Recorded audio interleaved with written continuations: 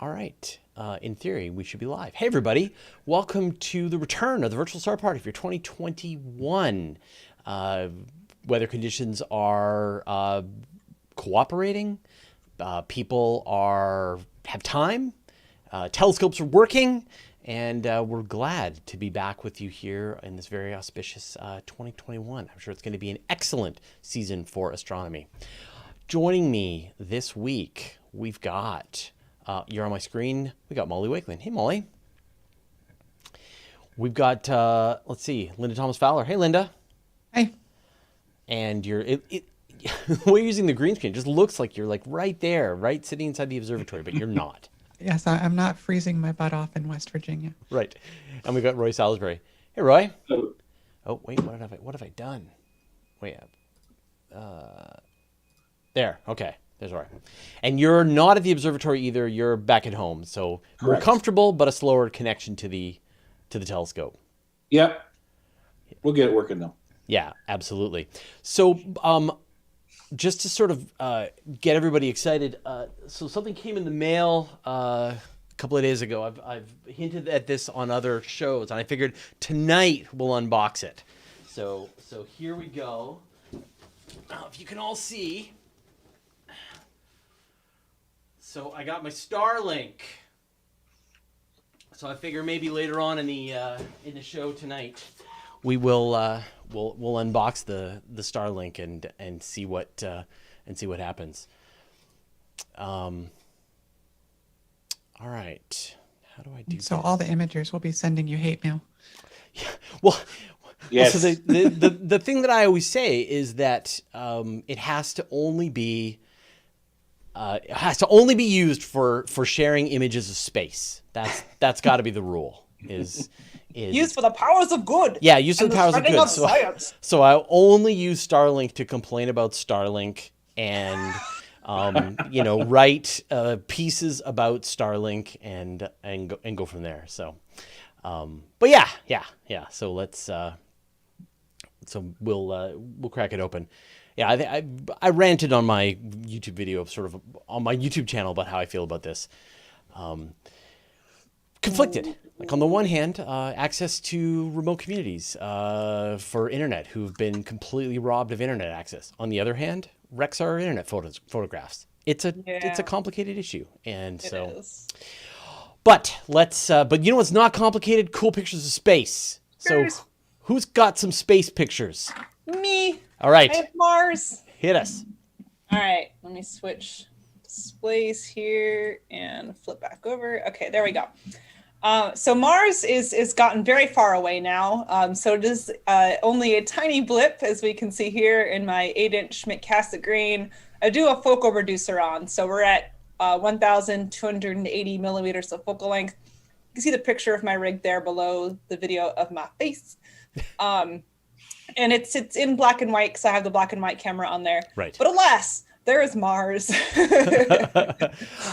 So just to give us some context, how much smaller do you think it is right now compared to what it was when it was at opposition? Oh, I should have looked that up. It's a difference of I think at opposition it's several arc minutes across, and right now it's probably like an arc minute across. I think less than that. I think around 30 arc seconds. Right. Let's see. What do we got here? Object info. It is currently 9.5 arc seconds wide. Back during opposition, which was in what, September? Yeah. I can't believe it. Yeah, it's been a while. Let's see. October 13th. I think. October. Let's see. I think it was October. Info, 22.4 arc seconds in mid-October. Right. So it's definitely less than half. So it's less than half. Yeah. So it's probably showing about a ninth of the surface area that it was back in October. It's also not fully illuminated. It's partly in shadow right now because of our angle with the sun. So it's not going to become like a crescent like Venus does, but you do get a little bit of shadow on the edge. That's great. And I mean, it's great timing we're going to see Perseverance and the Chinese Tianwen lander show up in just the next couple of months, and we'll have a lot more hardworking robots to replace the ones that we lost. So I think it's good timing. Awesome. Mars is the only planet inhabited solely by robots. That's right. Yeah. The robot revolution has already taken over Mars. Awesome. All right, Roy, what have you got for us? M33. And a Starlink. Figured it was only fitting to put that in there. Yeah, possibly just like some random satellite trail. Actually, probably There's this a lot time, of other satellites up there. Yeah, and this time of year, from your perspective, you're probably not able to see a lot of the low orbiting satellites. It's going to have to be a high altitude satellite. That's terrific. That's M33? That is M33. Oh, wonderful. That is 60 seconds, I think. Oh, wow. And so M33, of course, is the galaxy in Triangulum, the second largest galaxy in our local group, or I guess after Andromeda and the Milky Way, of course. But there's, the three big galaxies are going to be coming together, as well as another like 60 dwarf galaxies. And the other weird thing, we talk about this every week that we show it, but it doesn't have a supermassive black hole at the heart of it. It doesn't? No, unlike pretty much every other galaxy that we know of, M33 doesn't seem to have a supermassive black hole. And so that means that it probably went through some kind of merger in the ancient past. And it's thought that when these galaxies come together, the supermassive black holes can bounce off of each other and go on an escape trajectory that flings them out of the galaxy. And so the thought is that at some point, M33 had its supermassive black hole bounced out and is now just traveling through space. Somewhere as part of that local group, there is a spare supermassive black hole out there that we can't tell where it is. But that's absolutely until you run into it. Yeah. What's the camera that you're using for this image? That is a ASI 6200 color. Nice. Yeah, that's such a good camera. That's a glorious camera. They just released the 2600. It sounds like it's going to have pretty much the exact same specs, but it's not as the pixel size is the same. Everything's the same, but it's not as big of an image. Right. Yeah, So it's an this is- APS-C If I don't sensor. bin this camera, it's like 64 megapixels. Yeah.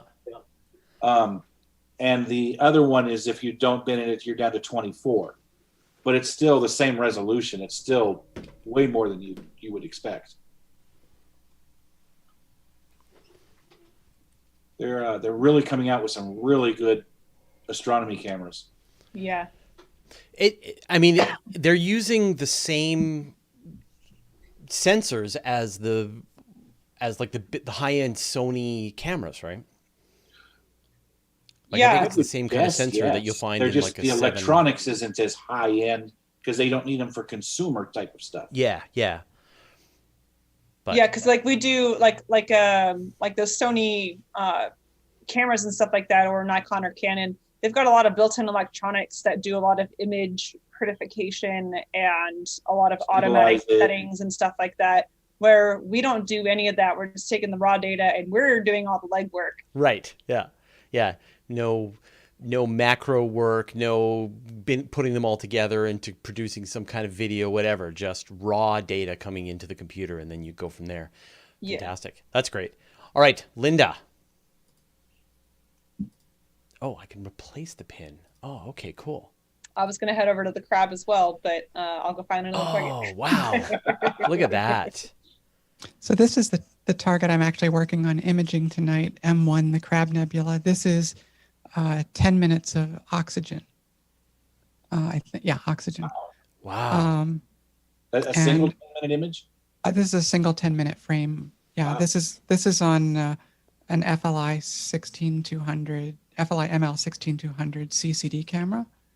And if we The Crab Nebula is just mind-blowing in narrowband. It's incredible in narrowband. Yeah, it's a small object. This is the whole frame, and it's there in the center. So if we zoom into 100%, even see zooming all in, that detail. it's really good.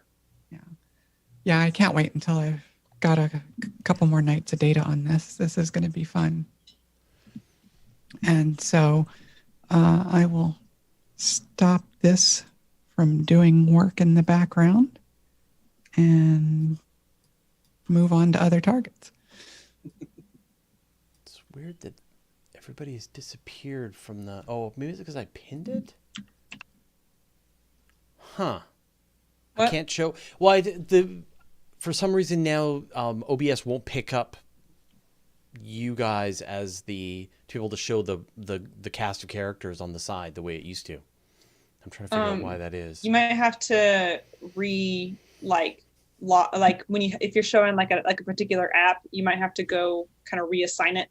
I think it's because I'm showing the app, not the monitor.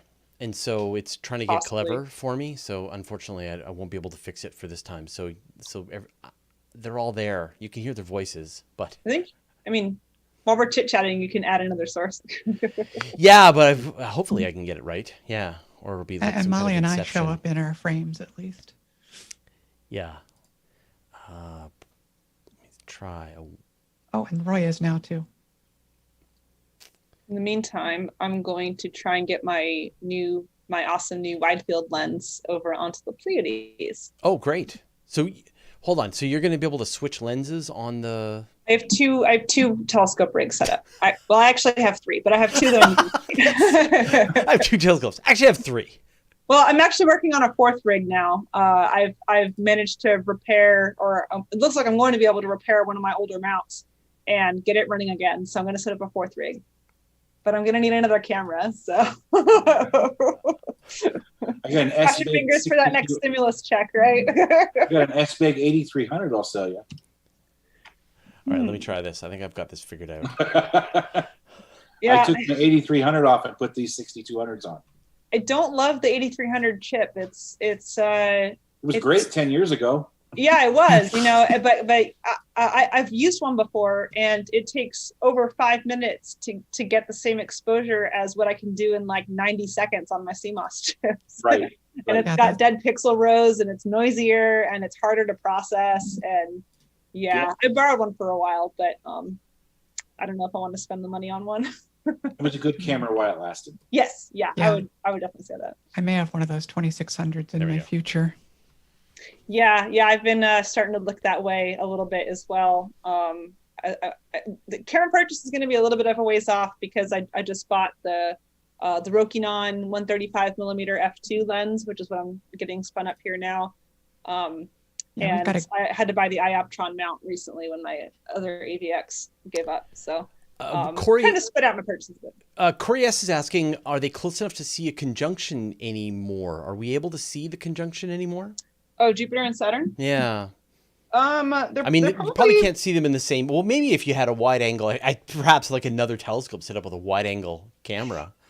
Well, they're set by now, but they've gone down. Yeah, they've set by now. Yeah, but let me see how far apart they were earlier this evening, at least. While my mount is slewing, the computer that's controlling my other rig is a lot slower than the one that's controlling my main rig. All right, let's see. They're actually still relatively close together. They're still, I can get them, Jupiter and Saturn, in the same field of view as my refractor, my 530 millimeter Takahashi. So they're still close enough to be able to get in views of like wide field refractors. Certainly long focal length camera lenses can still get them together as well, but they're very low on the horizon. After sunset, like at 8:15, they're only 13 degrees high. I've switched to Roy's picture, which is fantastic, especially having that color camera. I mean, that's the target. Yeah, I figured this one for a color camera. If this was available, I had to get it. Yeah, this is terrific. And again, it looks like you've got an airplane, maybe. Oh, I've got all kinds of stuff flying. All kinds of shenanigans going through your photo there. Yeah. Looks like laser beams coming out of the nebula. Yeah. Oh, it's quite dim. I think that's two satellites side by side. Oh, It would be much brighter if it were an airplane. Glitter beams off the shoulder of Orion, maybe. Oh, that's terrific. And that's 180 seconds. That's interesting that you did such a long exposure. I mean, it definitely blew out the center, the trapezium. Right. I wanted to try to get as much of. Let me get my mouse over to this. More of that extended nebulosity. Yeah. You see my mouse? Ooh, I've got a real nice shot of the Pleiades coming It's up here once I get the settings. No. I was trying to get as much of the nebulosity around it because it's like that's the really cool stuff. Yeah. Yeah. That and the Running Man. Yeah, that's great that you got. I've never seen that done together, to have the Running Man and the Orion Nebula in the same shot. That's terrific. Yeah, it's a nice shot to get with some of the wider, like using a refractor. So Right. there's a little bit of a wider Yeah. field of view. But also to position the shot, because normally you're just going straight in on the heart of the Orion Nebula, but to position a little further down, so you get both the Running Man and the Orion Nebula at the same time. I think that's a really nice. Yeah, and composition. if I had a rotator on this scope, I would have rotated it so that it was, left and right, Mhm. and I could have got a lot more nebulosity around the bottoms. Yeah. Yeah, yeah. I've got one for you when you're ready, Fraser. Okay, great. Yeah, here let's see if that works. Hey, that worked. Okay, good. So this is the Flaming Star Nebula, IC405. Mhm. And I wish we could have done this in color because this has actually got reflection and emission components to it. So this is 2 minutes of luminance data. So this kind of brighter gray part here is reflection, and then this kind of fainter stuff is emission. Get stellarium going here. And how long was the exposure on this? Sorry. This was 2 minutes. Yeah, that's interesting. It's a fairly bright nebula. It's a tough one to get because you've got that really bright star there. Yeah. In it. But this is a great picture to see a color version of. So, I mean, you're running a monochrome setup here. I'll just I'll set this up for people here. So it's in this constellation here, Aruga, and we can zoom in and see what it looks like. And so you've got that really bright star and those other two less bright stars, and you can compare it to Linda's picture. The rotation is a little different. You can see here, there's the three bright stars there. Yeah, it's not that different. Yeah. And there's a lot of extended nebulosity that goes off to the right of the frame. So Aruga, I don't know how to pronounce it. Molly, help me out here. Aruga? It's Auriga. Auriga, yeah. Auriga is the opposite direction of the core of the Milky Way. So in other words, when you're looking directly into the core of the Milky Way, you're looking into Sagittarius, which is the constellation that we see in the summertime. And Auriga Yeah, Auriga is the opposite. So in other words, when you're looking into Auriga, you are looking directly out of the Milky Way, out into the disk, out into the universe. And so you're still looking through the Milky Way, but it's like the least dense part of the Milky Way because you are just looking out into the universe. And I love that idea that we're seeing the whole Milky Way as it sort of turns throughout the entire year for us. And there's times when we're looking into the very core of it, and times when we're looking out into the outer, out into the outer disk. And that's what this is right here. That is directly away from the center of the Milky Way. And there's still a ton of stars. And there's still a ton of stars. Yeah, of course. And we're about 2/3 of the way out from the core. Yeah. Switch back over to my webcam view here. We're about 2/3 of the way out from the core of the Milky Way. So while the bulk of the galaxy is what we see as the summertime Milky Way, as we're looking in toward the core, there's still a fair amount of galaxy the other direction, the direction of Auriga. So that's why we have the Orion Nebula and these other like gorgeous nebula, because we're looking at another swath of the Milky Way than we see in the summertime. Yeah. Has your Linda's got another picture for us. This is a not very good picture I did of the flaming star a couple of years ago. Oh wow. And so that's one that you put a little more time into. Yeah, but it's bad data and badly processed, so don't look at it too much. But but this gives you a sense. You've got the reflection parts here, kind of in front of the emission parts. Yeah, that's fantastic. This is the image that I just finished. This is LBN 581. I've never even heard of that. Yeah, it's also got an NGC number like N7822 or something like that. But okay. It's not a very commonly imaged target, which is a shame because it's huge, and at least in hydrogen, it's incredibly detailed. Yeah. So here I'm just sort of sharing. I guess you guys can see this, right?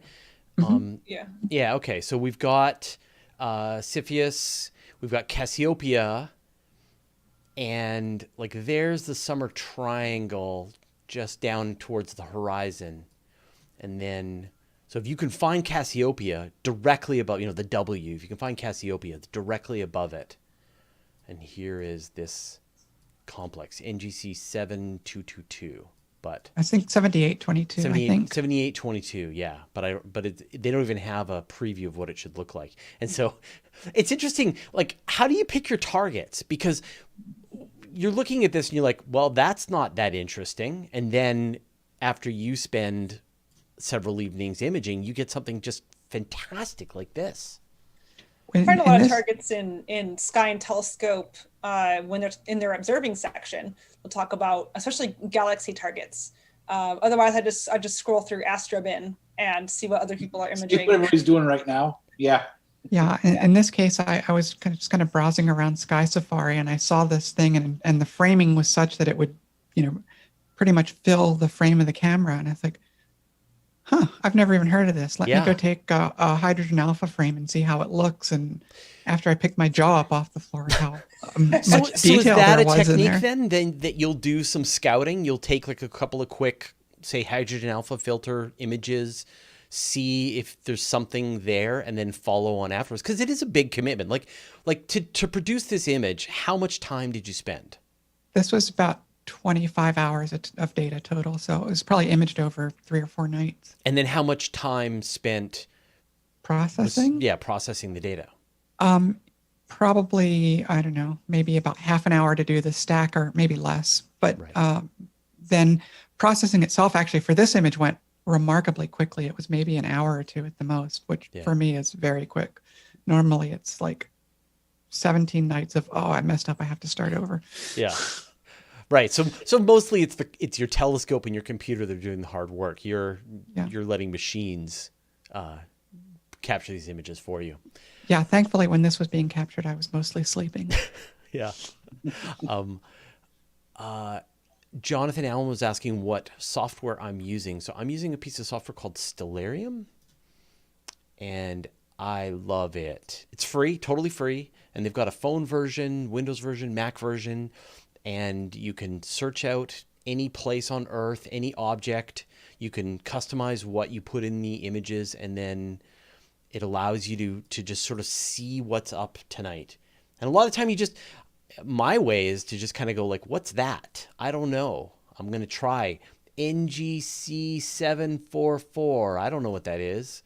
And then try put that in the telescope and see what happens.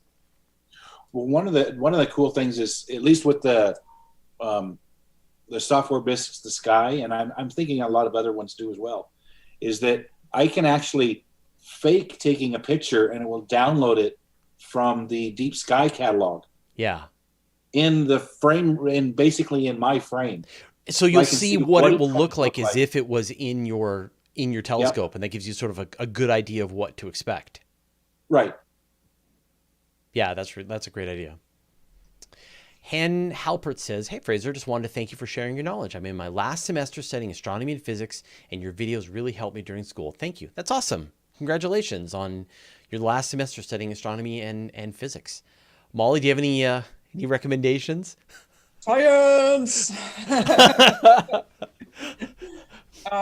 Yeah, congrats. Good luck applying. If you're going to apply to grad schools, good luck. Yeah. Of course, that process, the deadlines were all in December, so they should be hearing back from schools in February if if they've been accepted, if they're applying to grad schools. But Yeah. Yeah, do some kick-ass research. It's a fun place. That's awesome. You gotta keep following this astrophotography stuff to stay inspired, because it's hard doing the higher degrees and stuff like that. It's a lot of work. Yeah, it definitely is. I have, my degree is in computer science, and so I always recommend that people build their computer science capability as the backup. But also now it's pretty amazing how much of astronomy is computer science, especially with these new telescopes that are coming online. You've got all of these just like, it was funny. I was having a conversation with an astronomer talking about just the new sky surveys, the Sloan Digital Sky Survey, what's coming from Vera Rubin, things like that. There's too much data that the discoveries now, anybody with good database knowledge and an understanding of the underlying astronomy will be able to make an unlimited number of discoveries, new objects, new potential planets, supernovae, comets, asteroids. There's just so much going on right now. Yeah, lots of neural nets and big data stuff. Yeah. It's become a very big data. If you can, like being able to process a petabyte of data that's flowing onto the internet every day or every month, I forget, from Vera Rubin is going to be a lot of work. So anyone who's skilled at that has got a real head start. So that's always my recommendation. But congratulations, and that's awesome. For physics and astronomy, like in general, every type of research is going to involve coding of some sort. At the beginning, you're doing modeling and simulation to figure out what your experiment needs to look like and what you can expect from it and how to process your data. And then there's actually doing the experiment, which is a lot of automation. And then there's processing your data from the experiment, which is a lot of coding. Yeah. And even writing up the paper, you write it up in LaTeX, and you gotta make your plots and stuff like that. So there's programming at every single step of the way. And not a lot of undergraduate institutions are requiring programming classes for physics majors.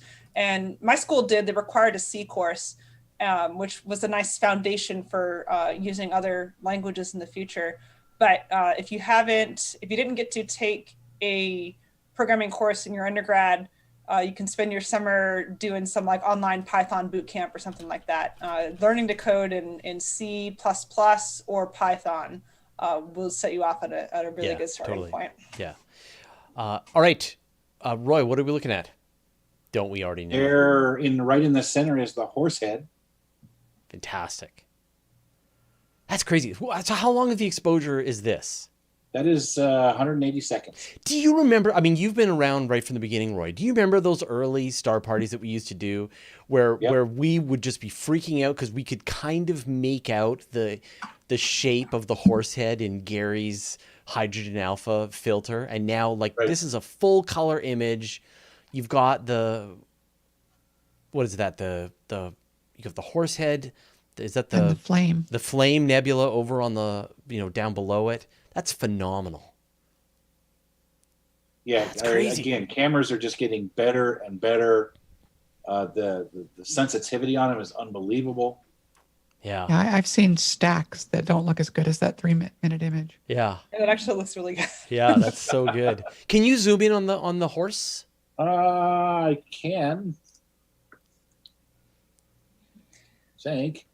I got to see the horse head somewhere in a telescope. It was a relatively large Dobsonian with a hydrogen beta filter on it, I think, and it's really hard to see visually because it's really a dark nebula in front of some hydrogen light in the background, which our eyes are not very good at seeing. Yeah, but it was really cool. If I was doing this as a project, I would probably take a lot of hydrogen alpha to Yeah. use as the luminance Yeah, that's what I'm doing right now. I'm to doing bring out all that detail. Yeah. That's so good. Oh, I love it.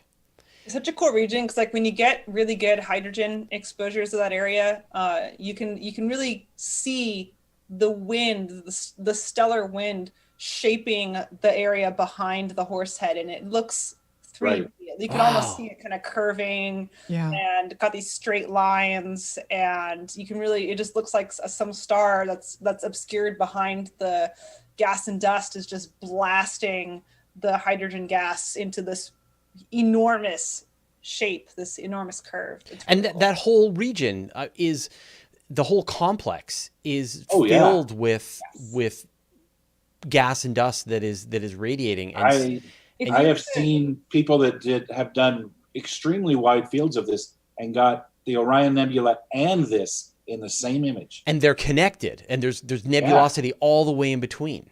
Yep. Yeah. If you look at some wide field shots that get all of Orion and you get Barnard's Loop and all this stuff in there, it's just mind-boggling how much gas and dust there is up there. yeah, Yeah. it's all over the place.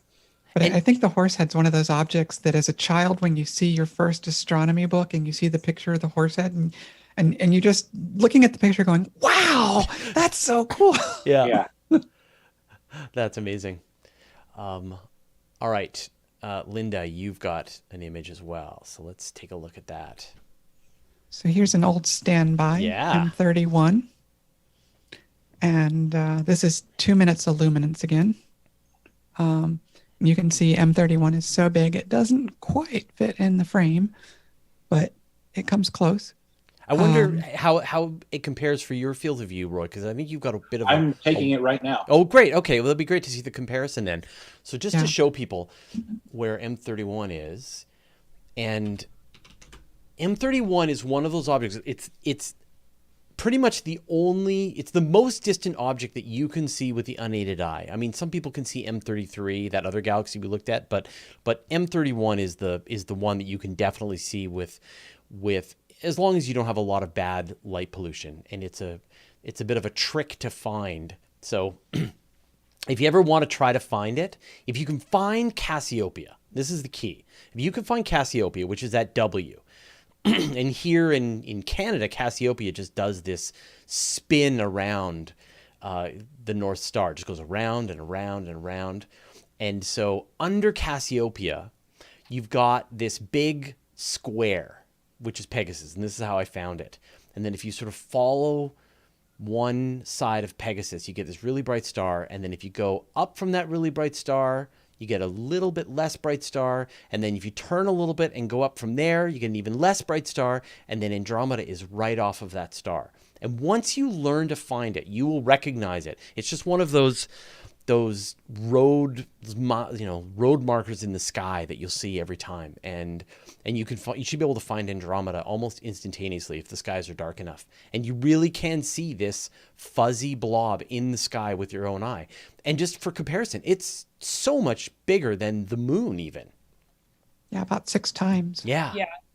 It's like a if you took 3 moons by 2 moons and made a 6 moon square or 6 moon rectangle, that's 6 about wolf the size moon. of Andromeda. Yeah. Yeah. And that is definitely, if you want to learn the night sky, find Andromeda on a regular basis. And you'll be able to find it faster and faster and faster every time. You get yourself situated, and it acts like this, I don't know, like a way station for being able to understand the sky. And you don't need super dark skies to see it with the naked eye. You know, if you get a couple of hours, an hour or two outside a city, you should be able to see it. It's not super exciting visually, even in a telescope. It's just kind of a blob. Although in some large enough Dobsonians, you can see some of the dust lanes and stuff like that. It's really one of those ones that the pictures are incredible and it's visually relatively disappointing. Yeah, although if you get out to like a Bortle 2 sky and look at it in like a 6-inch telescope or bigger, you can actually start to see some of this stuff. It's much more impressive in a dark sky. And that, of course, is the terrible secret of astronomy, is that even if you buy a really fancy big telescope, you're not able to see any of this stuff until you actually hook up a camera and see it that way. That even with the biggest telescopes, everything just looks like fuzzy blobs.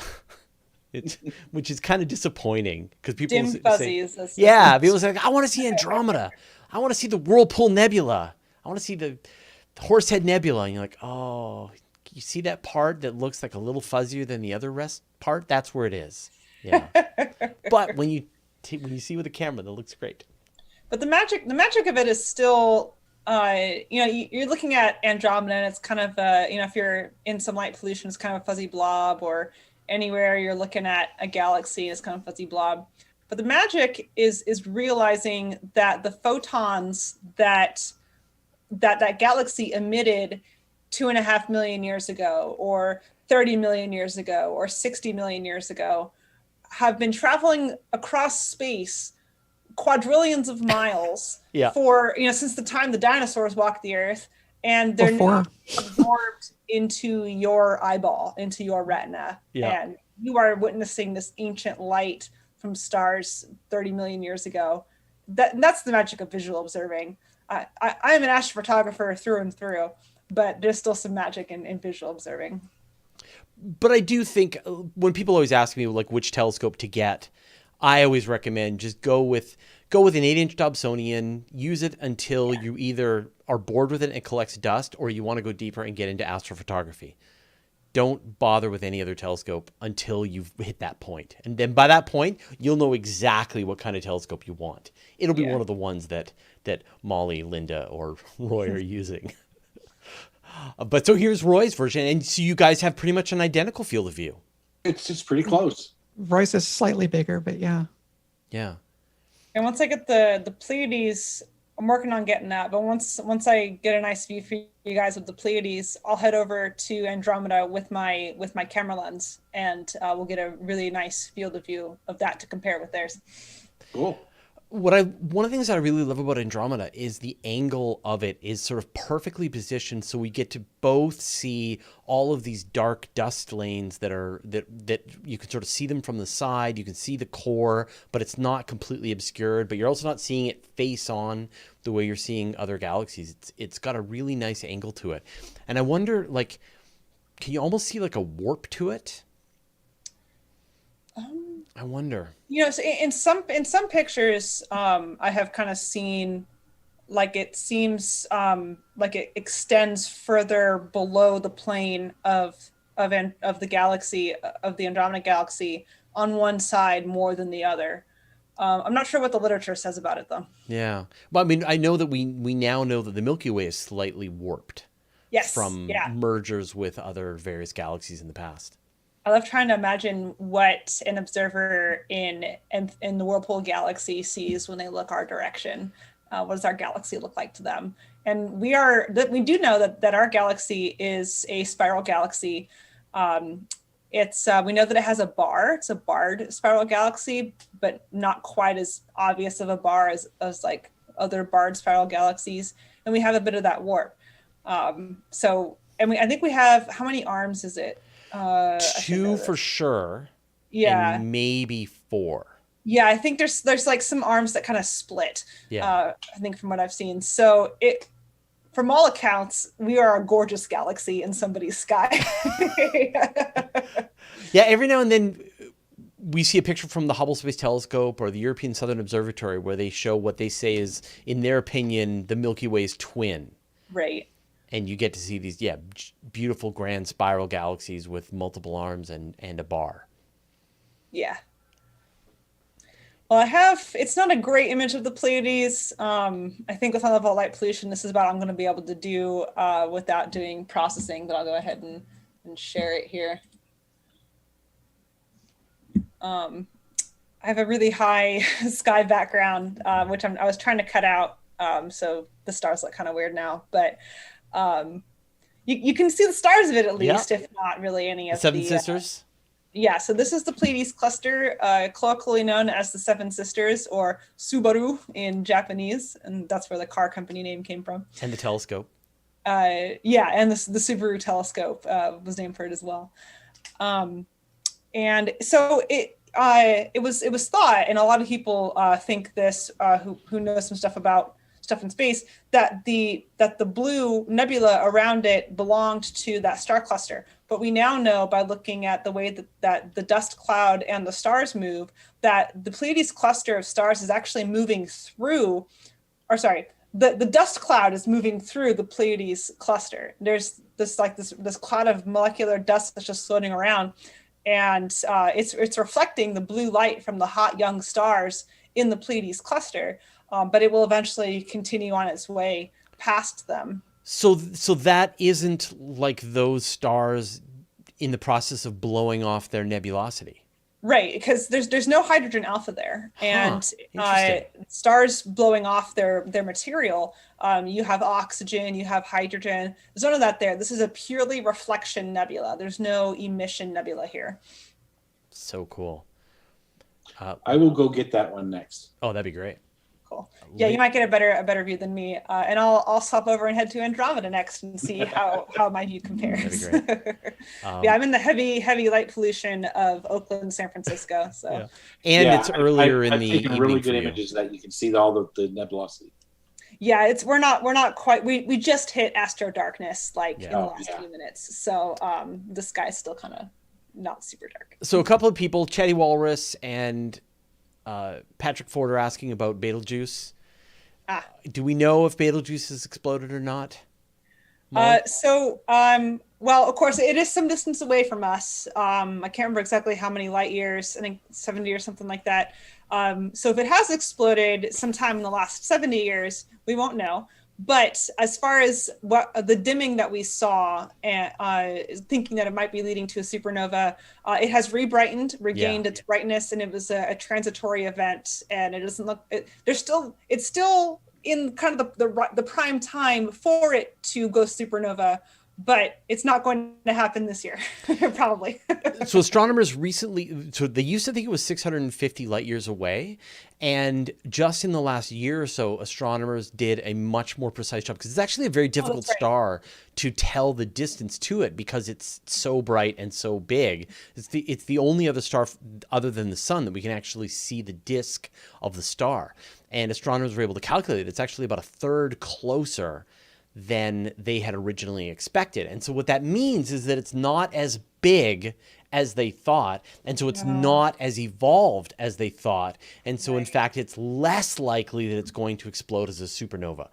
But even if it does explode, it's expected to explode sometime in the next million years or so, and if the light only takes, say, 450 years to get here, then the chances of it actually having already exploded. But for sure, there's a possibility. At some point, someone will see Betelgeuse explode, and it will have exploded about 450 years before we see it, and the light will have been moving all that time.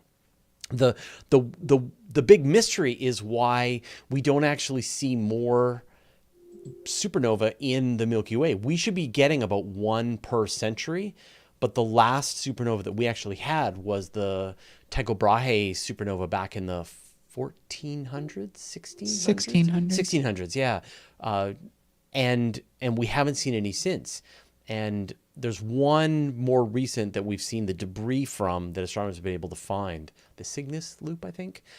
But they're still trying to piece together why, and it's thought that they exploded on the other side of the Milky Way. They were obscured by the gas and the dust of the I guess the main part of the Milky Way. Linda, what have we got? Well, this is just the plate solving image, but this is the Cone Nebula. We've got a better exposure coming. Okay. In So a I'll show minute people or so. where the cone is. That's up in Monoceros near the Rosette Nebula. Yeah. Which, by the way, the Rosette, my favorite. Everybody knows. Yeah, I love it. So here's Orion, right over here, and we were looking at the Orion Nebula, which is the scabbard hanging down, and all the other stuff is in that same area. But if you just go to the left of Orion, then you get Monoceros. I don't actually. I actually I think I did look at how it was pronounced, and I think that is the emphasis for it. Yeah. But I don't like it Like- because it sounds like rhinoceros. Yeah, well, I think I like Well, it because it sounds like rhinoceros. It is the same root words. Yeah. It's one horn. And True. you've Or got the one nose. rosette, and then right beside that, you've got the cone. So here we've got a little more detail. Alistair Brock, the software that I'm using is free. It's called Stellarium, totally free. Yeah. Oh, that's terrific. That's just wonderful. I don't know where the cone is. I guess it's down here. Yeah, there it is. Yeah, That's that's the just the cone. little part. Yeah. Yeah. But it's just so much going on there. And the cluster above it is the Christmas tree cluster. Cluster, yeah. Right. People like to manipulate the image to make it look like a Christmas tree, and I think it's super cute. Yeah. People We're are gonna do asking that for why our I have the Christmas card sky later. set mirrored. I don't think I do. It might be mirrored because depending on how you're sharing your screen Yeah. and how Zoom is or how Streamlabs is grabbing it, you might be sharing a mirrored view. If Are you're you in- guys? in- If you're seeing the text in reverse, but I don't think so. I'm seeing I'm the not. text. If you're seeing it, you have Oh yeah, Stellarium in equatorial mode. correct. Yeah. Maybe. If you have it in equatorial mode, it'll look backwards to people because the west will be on the left or the right, Mm. and the east will be on the left. Oh, interesting. Oh, like okay. like on a star map. Yeah, like on a planisphere. So that could be what he's Oh, referring to. I'll check my settings then. Weird. Thanks for catching that. If I did do that.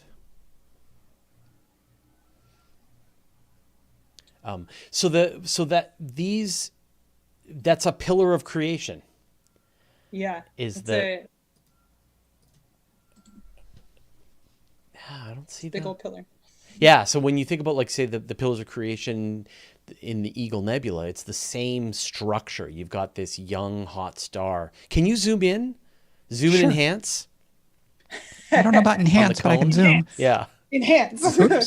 Zoom and enhance. Hi, Captain. So there's a 100% view. So there's the cone. More. Let's go to like 200%. We'll push it, Captain. Oops.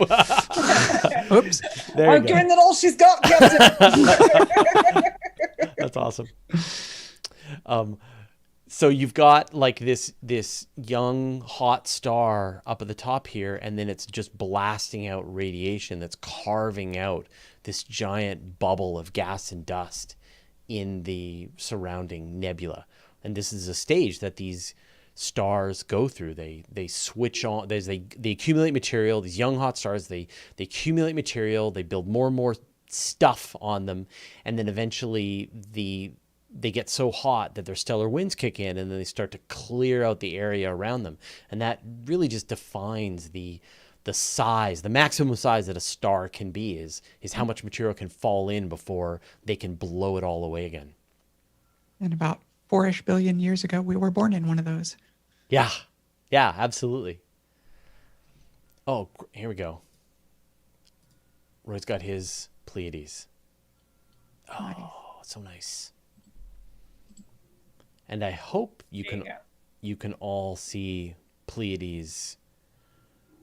You can see it naked eye, Yeah. even from the city. And those stars are very bright, and it's a very distinctive shape. You may not be able to see all 7 stars, but there's just kind of 4 that are the brightest. And it almost looks to me like a sideways, like a miniature Big Dipper when I look at it. Yeah. And they used to use that as a way of tracking people's eyesight. I think in the military. Well, there's the legend that in the Roman, actually, yeah. I think I don't remember what like civilization, but there was one where like if you can see all 7 stars, because the 7th one's kind of hard to get. In the Roman military, if you could split Mizar and Alcor up in the Big Dipper. Right. That was like supposedly their like eyesight test. That's really cool. Which is why I would fail, figure out because what the 7 Me stars too. are. There's too many stars to figure out what the 7 are. Yeah, that's true. There's like 100 stars in that cluster, but naked eye. Yeah. And then supposedly the Inca in their high altitude, very dark skies counted 14. Naked eye. Yeah, and it's then there's me who just sees it as a smudge. that away with your glasses. Yeah. Yeah. Yeah, I'm kind of getting there too. You know, I got a new monitor for my computer, and in the olden days I would have run it at the 4K mode. I'm like, yeah, no problem. You know, tiny little letters, just give me as much screen real estate as I could get. But I shifted it to 125% magnification. I backed away from like old eyes. Time for glasses. I've actually done that too, even with my glasses, because of my astigmatism, and the glasses don't fully correct it. They just get close. Astigmatism is one where you have to wear your glasses when you look through a telescope, right? In order to get the best experience. Although if it's bad enough. my astigmatism is very mild, so I don't really notice it when I look through a telescope as much as I do when I'm looking up without my glasses. In the telescope, I usually take my glasses off, but if it's more severe, it can be helpful to keep your glasses on. Yeah. Yeah, I do the same. I usually take my glasses off because it's just more convenient with most eyepieces. Unfortunately, I don't know when the last time I actually looked through a telescope. Right. So the question is, how well can you see your computer monitor? Yeah. I try, like when I go to star parties, especially, and if I'm just out with other people at a dark sky site with the astronomy club, once I get my rig up and running, I'll go wander around and look through other people's scopes, because that's really fun to do as well, and see what kind of objects you can see, and go back to old favorites and see like, oh, well, that guy's got a 16-inch Dob. Like, I want to go look at something that's hard to see through that, you know? Yeah, now that I'm living in darker skies and my photographic rig is in West Virginia, I need to set up the visual telescope here. It's just, I need it to be a little bit warmer. Yeah. Yeah, that's very true. That's the nice thing with astro imaging, is that we can go all through the winter and not suffer. If you have like a remote, if you can either run back and forth inside or kind of operate remotely. Yeah. Yeah. Fantastic. We've got just a couple of minutes left. Does anybody else have any other images that we're going to get a chance to see? I'm trying to get Andromeda centered, but my control computer for that rig is extremely slow. So this is a struggle. I've got one more that I'm just now starting to download, so we'll see if it shows up good.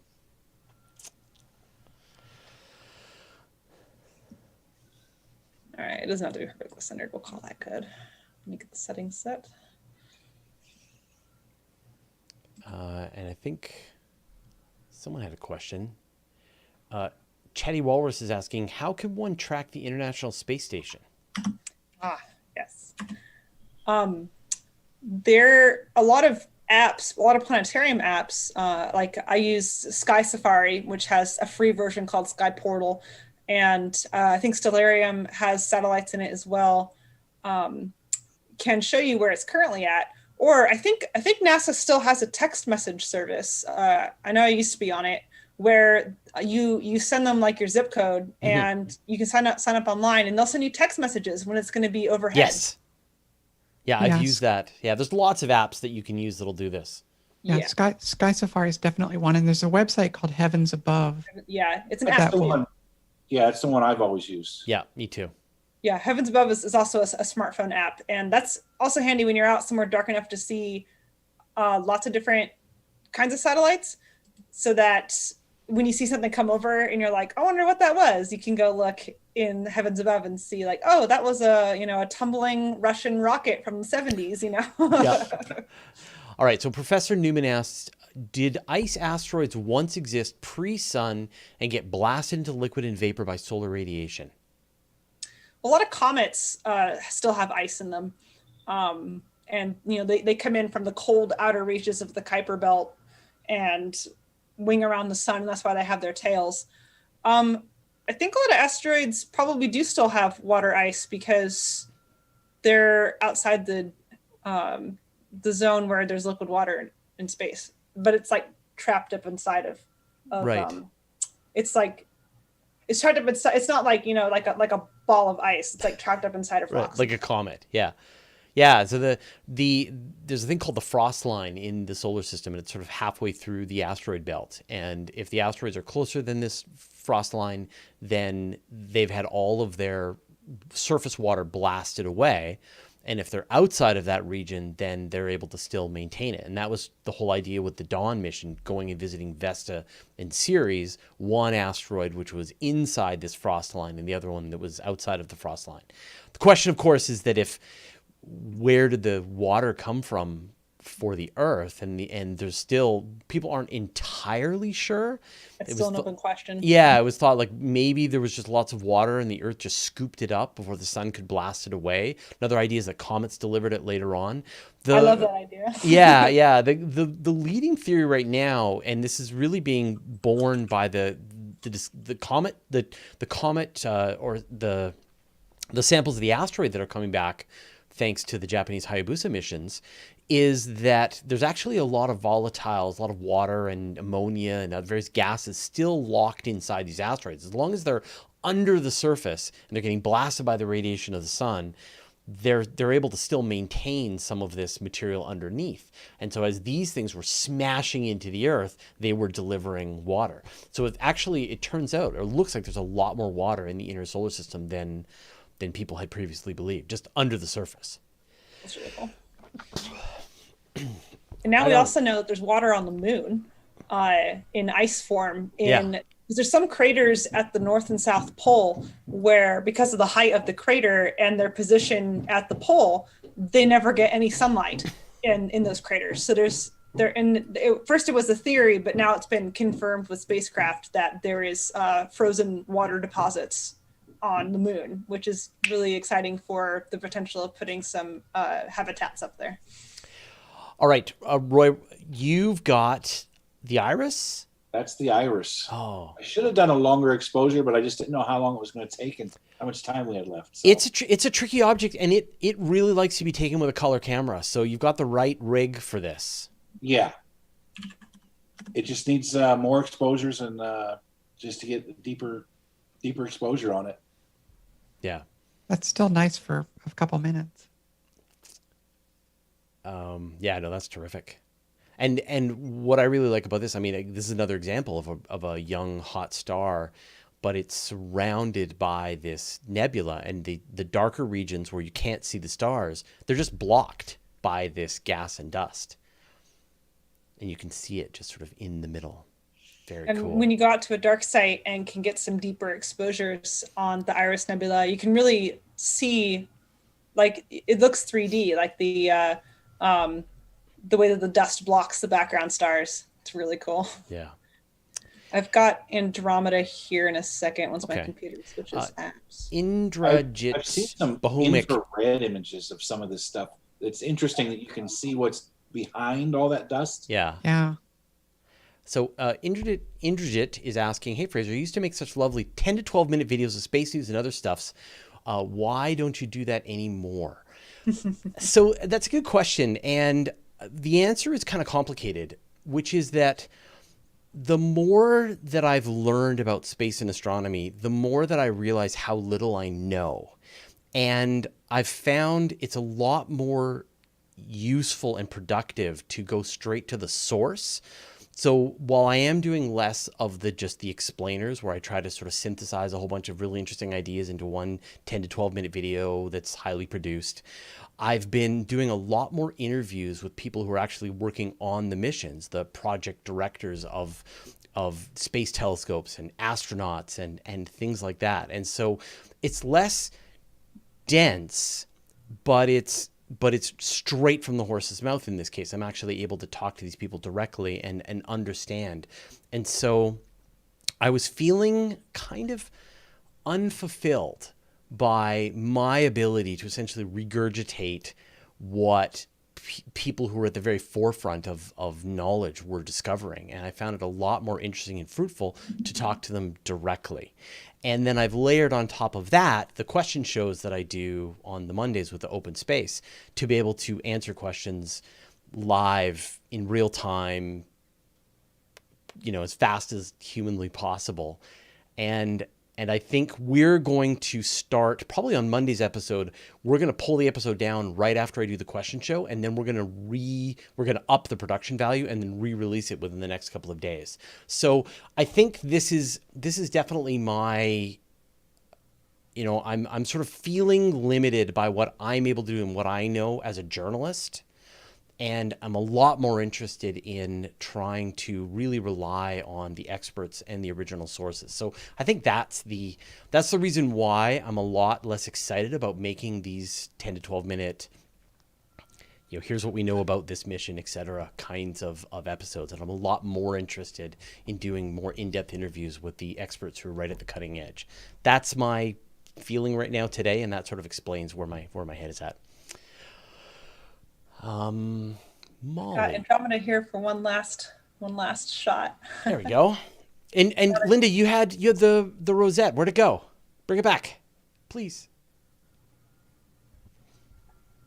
I think she might have we might be having some like it died on her problems. Oh no. Oh, no. I saw it there. She Her had the Rosette was Rosette. probably a lot better of a view than what I'm showing, so that's too bad. Yeah, she had the Rosette there. And the Rosette has to be seen with the hydrogen alpha view that yes. Linda's got. It doesn't look that great in a color camera. I mean, I guess Roy could try, but I can't. I can get it, and I got a great field of view for it with the color camera. Yeah, but it's just there's just too much hydrogen to actually really see any depth to it. It's just a big red thing. Yeah. Yeah. Well, while we wait for Linda, do you guys want to see what's inside a Starlink box? Sure. All right. So I don't know if you guys can you guys see me? Are you guys still seeing yourselves? Okay. Hold on. Let me switch back over to Zoom. Oh, I see you now. Okay. Yay. All right. So I'm just going to open it up. I guess I should lay it down on the ground. It's probably dangerous. Oh, there's a lot of tape.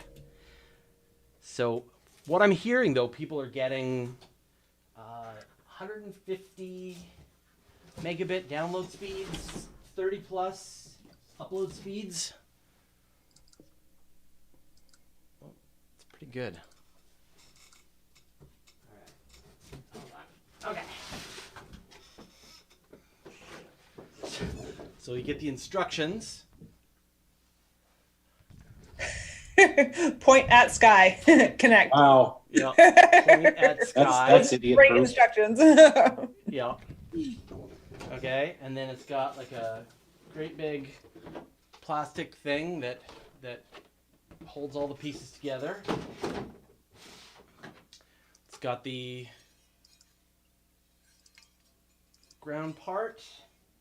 Wow. Actually, that's an interesting point. Since they're not geostationary satellites, you probably don't have to point it at a particular place. No, it just has to have a view of the sky. That's fascinating. Yeah. No, right. No getting up and adjusting it. No. Probably just as long as it's pointing in the right altitude band of the sky. Ooh, that looks spacey. Yeah, so that's the router. Dang. Yeah, so it's a Wi-Fi router, and I don't see a. Oh, it does have an out. Okay, good. So I can put it into my regular router. Oh, good. And then it's got this.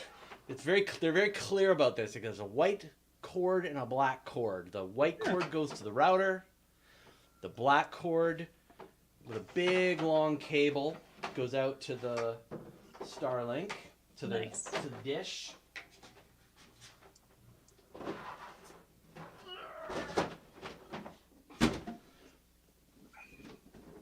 And there's the dish. Space. It looks like the Enterprise. Yeah. Of the upside down Enterprise. Yeah, there's something. I mean, it's like you would normally see just the whole concave, and they've got a piece of plexiglass or something over it. So I guess you put it on its Fancy. put it on its little stand. Okay, there we go. Oh, now it's gone out of focus. There you go. So it's on its stand. And then I guess when it's sitting outside, it turns the dish up and... It doesn't seem too outside friendly. Well, I'm wondering about that, but I guess, I mean, it has to be. I mean, it's going to be in the rain. It's going to be in the snow. It's going to be... It's just too pretty. No. Yeah. Oh, Linda's back. Yeah. Oh, good. You missed the I've unboxing. got a sneak Linda. peek of what I'm working on. If you want to, Yeah. hopefully within the next couple of weeks, it'll be available for us to do live. Yeah. Sorry about that. My problem. computer crashed. And when I saw the Rosette, I was going to go to the Rosette image that you had, but it was gone. So now we're back. All right. There seems to be a bug in the latest version of Mac OS with the camera. Mm-hmm. Oh, really? Mm-hmm. Oh, you know, you're... People say Macs are Crash perfect. too? They ain't perfect. No, nothing's perfect, but this is really unusual. I mean, I've been using Macs for a long Alistair time. Brock asks if it smells like musk. And just to let people know, like, SpaceX doesn't know that I'm a journalist. Like, it's not like they sent me one for a review. Like, the second the beta was available, I signed up and ordered one. And it's $750 for the receiver and $130 a month for the service in Canada. Oh, is that in Canadian dollars? In Canadian dollars, yeah. Oh, okay. So I'm not sure what that's going to be in the Yeah, I'd be US. interested to see what the bandwidth you're going to get is. Yeah. Yeah, people are saying some pretty impressive numbers. I mean, it would be like that'd be super awesome to have at like if you had a remote telescope. No more 1 megabit pulling down your images. Yeah. You can control your remote computer directly. All right, so the last image here, I think, Linda, goes to you, the Rosette, which, as everybody knows, is my favorite. So yeah, this is a slightly off-center version of the Rosette, and a big giant emission nebula, and it's one of the prettiest objects in the sky. It's So God, great. And same thing, we talked about I don't know if you can zoom and enhance again, but it has its versions of the Pillars of Creation as well. It's got these lanes inside that you can see where, again, new stars are blasting away A lot material. of incredible detail on these little dark nebula fingers that are coming out of the edges of the Rosette Nebula, and it's like it's really cool to when you apply some deconvolution to the image and just have those get really sharp and detailed. It's cool, and they look so spindly and so fragile, but they're actually probably like they're certainly bigger than the solar system, and they might be on the order of a light year or more long. So Yeah. it's really cool. Yeah, such a great picture. All right, well, I think we've reached the logical end of the episode of the Virtual Star Party. So I just want to thank the astronomers this week for being able to.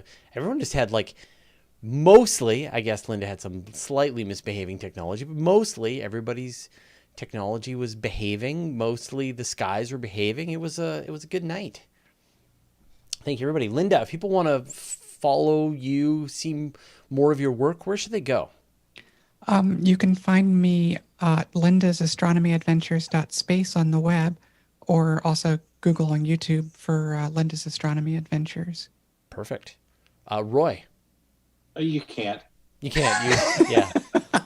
Well, you have the observatory website, or is that I offline have the observatory website, but I just haven't had time to put anything on it. Well, each week I will ask you where people can find more examples of your work, and you'll be like, oh. One of these times I will say somewhere. Yeah, okay, great. Yeah, yeah. Instagram works. Anytime you want, you should, put up on Instagram. All right, Molly. You can find me at astronomolly.com, spelled like it is up here in my little box, astronomolly.com, or on Facebook as Astronomolly Images. I'm also Astronomolly_images on Instagram, and those are all linked on my website. It has those links on there. So fantastic. All right. Well, thank you everybody for joining us this week. Thanks to Nancy Graziano. A special super thank you to Nancy Graziano for all of her work trying to organize week after week after week as we all had various amounts of bad weather, and it was rough.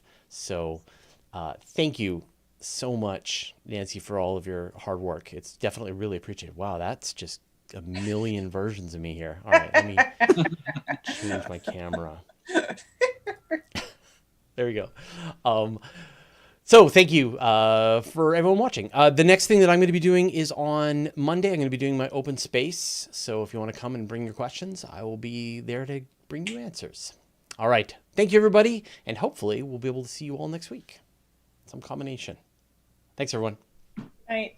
Right.